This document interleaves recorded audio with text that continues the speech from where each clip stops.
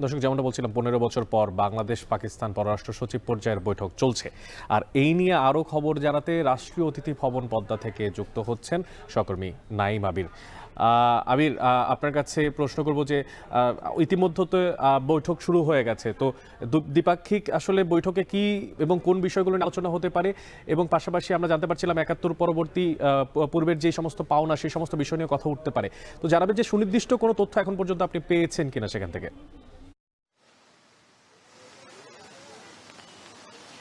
অনেক 10:30টায় এই বৈঠকটি শুরু হয়ে গেছে। প্রায় ১.৫ দশক পর, অর্থাৎ ১৫ বছর পর বাংলাদেশ এবং পাকিস্তানের মধ্যকার পররাষ্ট্র সচিব পর্যায়ের বৈঠক, এবং এটি একটি নিয়মিত বৈঠক। যদি বলি যে এফওসি এর অধীনে যে বৈঠকটি হচ্ছে, এফওসি মূলত ফরেন অফিস কনসালটেন্সি, অর্থাৎ প্রতি বছর একেবারে কূটনৈতিক সম্পর্কের যে ধারাবাহিক প্রক্রিয়া সেটি এটি, এবং প্রতি বছর এটি হয়ে থাকে যে দুটি দেশের মধ্যকার। কিন্তু এই বৈঠকটি বাংলাদেশ এবং পাকিস্তানের মধ্যকার হচ্ছে প্রায় ১৫ বছর পর। সুতরাং বোঝাই যাচ্ছে যে গত দীর্ঘ সময় ধরে বাংলাদেশ এবং পাকিস্তানের মধ্যকার সম্পর্ক, কূটনৈতিক সম্পর্কের ধারাবাহিকতা বজায় ছিল না।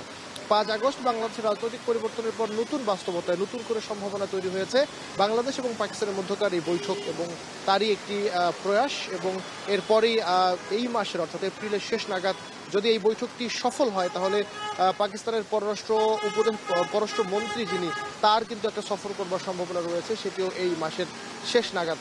একটু বলে রাখতে চাই যে কোন কোন বিষয় এই বৈঠকে আলোচনা হবে। প্রথমত যে বিষয়টি আলোচনা হবে সেটি হচ্ছে মুক্তিযুদ্ধের আগে এবং মুক্তিযুদ্ধের পরবর্তী সময়ে বাংলাদেশের সাথে পাকিস্তানের কিছু দেনা পাওনার ব্যাপার রয়েছে। বাংলাদেশ সেই দেনা পাওনাগুলোর হিসাব বুঝে চাইবে বলে আমরা যতটুকু জানতে পেরেছি। এছাড়াও আরও গুরুত্বপূর্ণ দুটি বিষয় এখানে রয়েছে। একটি হচ্ছে সার্কের মতো বিষয়, এবং ২ নম্বর হচ্ছে বাণিজ্য সম্প্রসারণের মতো বিষয়। তো আপাতত এই হচ্ছে আমার কাছে সবশেষ খবর। পরবর্তীতে যখন বৈঠকটি শেষ হবে তখন ব্রিফিং হবে, নিশ্চয়ই পরবর্তীতে আরও বিস্তারিত জানাতে পারবো।